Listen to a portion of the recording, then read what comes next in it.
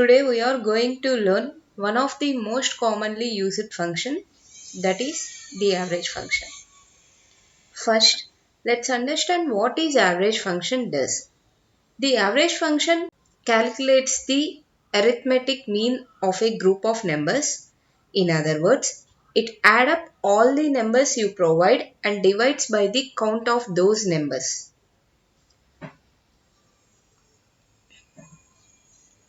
Now open one Excel sheet.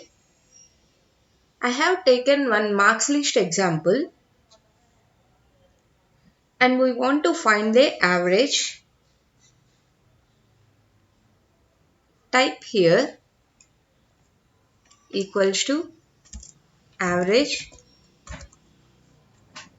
open the bracket,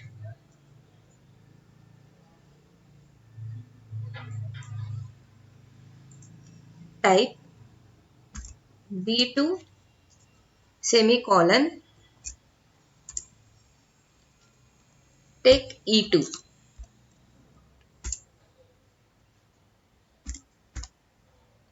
close the bracket, then hit enter.